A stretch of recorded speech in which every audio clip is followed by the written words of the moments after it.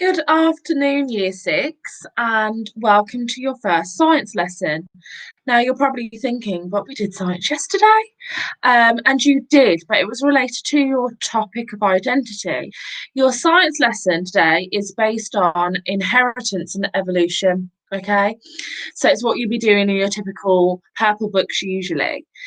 So I'm going to present so you can see what we're going to be getting on with today. You will have in the Google Classroom under your classwork section. All right. So once you go there, see is a Google slide which I'm going to show you now, and part of it I'm going to go through with you now, and the other part is where I'll leave you to go through it independently. So inheritance and evolution unit is to recognize that fossils provide information about living things. So your learning is about fossils and fossilization. The focus is to understand fossilization and how it occurs, to understand paleontology and how it informs our understanding of evolution. Now, paleontology is probably an unfamiliar word to not know. And what that means is paleontology is a strand of science. So, you've heard the more common strands of biology, um, like that. Paleontology is another strand, and that is the strand of fossils in the form of plants and animals. Are a scientist that studies fossils of plants and animals, you are a paleontologist who is studying paleontology. Evolution helps for our understanding of evolution because often fossils are prehistoric. This means that fossils date back to the time before records. So, like things like the Ice Age and the Stone Age, these are all, or Iron Age even, these are all things that happen in history before history was recorded. So that is obviously years and years and years ago. It was a long time ago. And we discover back to that long ago, it helps us see how animals and things have adapted over time, how they've changed, what remained the same. That's when we get the and that's where the theory of humans developing from apes into humans has come from. So your assessment, explore and explain fossilization and the science stem of paleontology. So every lesson when we're in science, we learn about our key vocabulary. So just because we're in lockdown, we're not things that work well, and we're not going to start doing learning as we should be doing our learning. So we're still going to look at this key vocabulary. So and the definition is the remains or impression of a prehistoric plant or animal embedded, which is buried, and preserved in petrified form.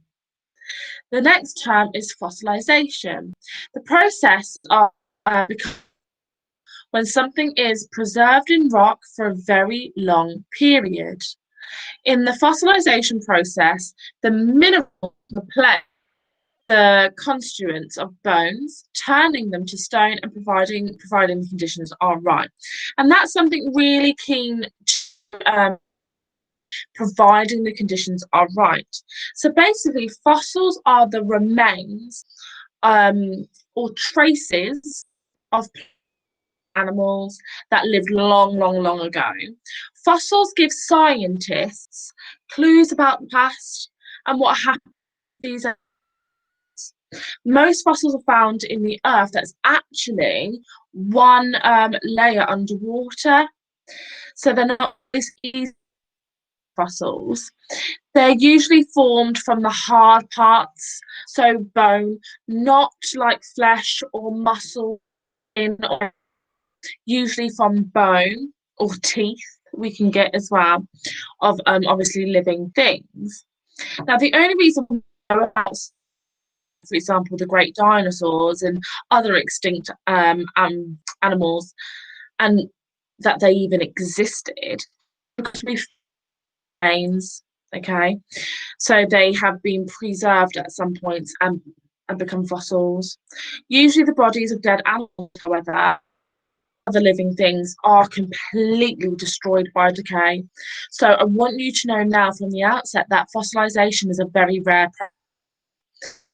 happen to the majority of living things. It happens to the very small minority of living things because the conditions, as it says there, have to be specifically to make fossilization occur. But sometimes they become buried in ways that prevents the decay, and that's what enables fossilization. Okay, so the next key term is sediment. Well, this probably brings you back to your year 3 learning of rocks. So among the 3 major types of rock, fossils are most commonly found in sedimentary rock.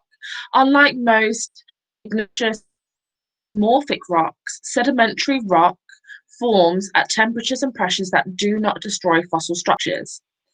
Decompose matter, making it become rotten or destroyed. Organic matter is, again, an organism is any living thing. So an organic matter means that anything that was once living, the organic matter of it, its skin, its muscles, things like that, it naturally break down and become rotten and decay. Erosion, the gradual destruction or reduction of something, water and other natural agents, and that's what erosion is, what tends to cause that decomposing of organic structures as well. Okay. Fossilization. So what I would like you to do, it might be with someone in your household, there might be a friend, well, there won't be a friend, but you friend, you might be able to speak to a sibling, speak to a parent. I'm not too sure who's in your household, and again, if you're in class, you can speak to a friend. Look at the fossil images. What do they look like? Do they resemble anything that you recognize today? So what I would like is have that discussion and then come back if you see if you were getting a few things right. So pause it now. Right, you have the pause and to have a look. So let me get my trusty pointer. So if you looked carefully, you would have seen that these look like bodies of fish, don't they?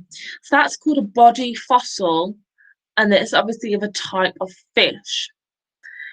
Yeah, carefully, it's actually a footprint, and that's what you call a trace fossil. It's not, but it's a trace of the animal. So it's called a trace fossil, a footprint. Here you've got an egg. Again, that's also a trace fossil.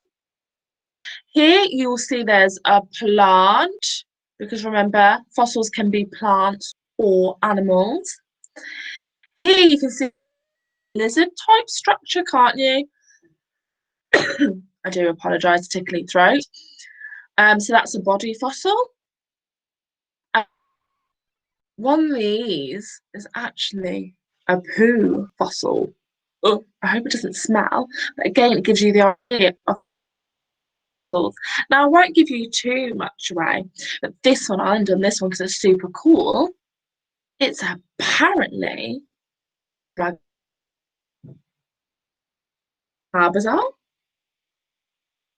I don't know who's trying to hoax me on that one, but that's what it said. We'll have to see. So, I say dragon skin, dragon bone, it said.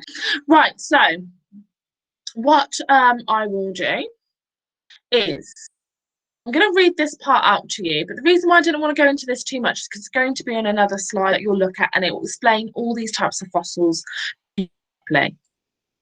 Through this, let's read about fossilization. So what even is fossilization? Fossilization. A fossil is the preserved remains or of a dead organism. So remember, an organism is any living thing. A plant, a human, an animal, a flower, any living thing is an organism. The process by which a fossil is formed is called fossilization. It's very rare for living things to become fossil. Most animals die, their bodies just rot away and there's nothing left behind. However, under certain special conditions, a fossil can form. After an parts of its body decompose, leaving the hard parts. Now remember, decompose is a key word in our key vocabulary. I'm not sure what it means, you can always go back and have a look. Leaving the hard parts like the skeleton behind. This becomes buried in small particles of rock called, another key word today. As more layers of sediment build up on top, the sediment around the skeleton begins to compact rock. The bones then start to be dissolved by water seeping through the rock. Minerals in the water replace the bone, leaving a rock replica in the original bone, called a fossil. And then we've got a little bit here. It's not just animal and plant remains that can be fossilized. Burrows, eggs, and even poo, called coprolite, can be fossilized too. What I would like you to do is I'd like you to click on this link and watch this video here, which explains pretty much what I've just. Then you will click on this link here and you will learn about the different types of fossils, which here it will show you about body fossils and face fossils. Then you will get onto this part here, the practicing, okay? And that's all matching and ordering these photos to explain the process of fossilization. So you will have this on a Google Doc in the Classroom. How you use it. Now this is going to hopefully make your life a little bit easier. I'm just going to go Google in my Google search engine. I'm going to click on here and then stream as and when it loads. Fingers crossed it does that sooner rather than later. Here we go. So the all year classroom. As you know, we then go into classwork at the top. And then I will scroll down to science. So it's grayed out because it's not available for you yet because it's scheduled, but it will pop up for you by the time you. Then I'm going to open the Google Doc, which says the science doing. Loading. That's what I just showed you in the Google slide. So what you see here is what will be in the Google Doc. Wrong order. You've got to put it in the right order. Now, what I have done is I've set the pictures so that they can move. If yours can't move, then all you've got to do is click on the picture and make sure the middle bit is blue. Is blue. You don't want inline and you don't want break text. You want wrap text. That's what allows it to move. I thought, right, that one doesn't go first. I'm going to move it. I think this one goes first. Say you thought that, for example. I might put that there. And then I'd read through and then say I thought, oh, that one's not first. This one is first. Match them two. And then I said, oh, I think this one comes second and that one matches it. Now, wrong. I'm not going to give you the right answers. What would be the point? But that's how you move it around, okay? Once you have done that, then you can click this little box here, which is the comment box. It's got a grey box with 3 white lines right by the share button. Hopefully you click that. Hold up, sorry, not too sure. If I just click here and then go back to it, yeah. And then click comment. Then you can add a comment. So you say CF and then it bring up me, Miss Francois. Or if you're in 6BP, you put at and you put B. You can say, I am finished. And that means we know that you've done the doing part. And then you click. It won't say assigned to you. It's only saying assigned to you because it's got my name in it. So it's saying I'm assigning it to myself. But with you, it will say assigned to yourself or assigned And then you click that box, and then you click the blue button, assign, and it will come straight through to me, and it will let me know that you are done. Okay? And that's a better way than just sharing it with me, because it will tell me specifically what section you have done. So that tells me you've done the doing, and I can give you, which fingers crossed you will be. Then if I go back over, then you will see that you've got the thinking. So you've got two different types of thinking. Now listen carefully. Oh, I hope I've got battery. My battery low. I might need to charge. 1 second, guys, because there's no way I'm losing all of this video. Improv, bear with me.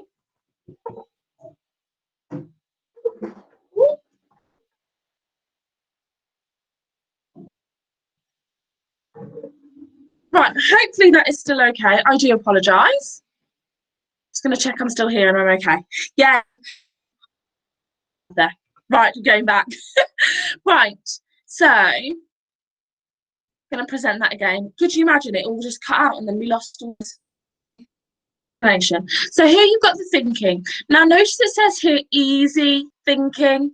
So that means that, you know, the children that have extra support from Miss Squire or Miss Collaby, I've got that there for you. Just if you need a bit further help, a bit more, do that thinking independently, because I know usually you have support with these things, and so I just don't want you finding it too difficult at home. By all means, if you think the child is something you can do, go for it. I'm not trying to limit you, but you've got that option there. So that's Miss Squires and Miss Collaby's group. So you've got a link here that will help you in boxes, and they're the two questions that you should be able to do. For the rest of you that don't get support from Miss Collaby or Miss Squire, you've got two different questions here that I'd like you to have a go at. But again, you've got some examples and some little pointers here in the pink boxes. So what I would personally do is if you click on that, and you click, then you go back over to your Google Doc, what you can do right now, I'll move those out the way 1 second, just pop those up there. You can scroll down, we can bold it with this B button here and underline it with the U button there. And then you can click the right click and select paste. And it will paste the sticker in for you, look at that. Now this is a what's the same and what's different sticker. So you could go, sorry, I scrolled a bit down far there. You could go to insert at the top here. So I'm just going to show you where my mouse is. Hopefully you can see that clearly. Go to insert, then you can go to table. And if you select 2 boxes across and another 2 boxes 2, you could create a table. And that could be same. And that's different. And then you could put, if you look up here, bullet point for what you think is the same, point for what you think is different. And if you're struggling, research, use Ducksters and good old sites like that to help with the answers if you're struggling for them. But after you've read that information, it should be a bit clearer to you if you followed all the information on the slides that I gave. Then you could go back over to the lesson and you could make a copy of this one. Copy. Over here. Remember, you're using the right click on the mouse to do this. Right click and paste. And then there's the second sticker. And then you can go back over to the comment section. Comment. Again, at CF for me if you're in BP, for Miss Purcell if you're in her class. I have finished. And then you assign, so you click that blue button, the assign, and then that's how that will work, okay? And then you do the exact same, my lovelies, with the extending, I say extending, it's probably explaining, isn't it? In extending, I've got my English head on, with the explaining and the solving. And again, there's links to support you along the way to help you. Okay, so hopefully what I should be able to, and as will Miss Purcell for 6BP, is I'll be able to see how far through the flow you got based on what you've got on that Google Doc, okay?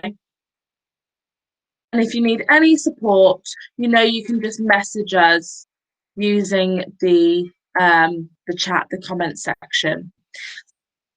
Through now, the showing, watching that video, reading this type of information to then help you get on and stickers. So best of luck, my lovelies. Thank you ever so much for tuning into this science lesson, and I'm super excited to see what you get on with and how you get on with answering these questions. And I'm sure I'll see you in our English lesson tomorrow. Bye, Year 6.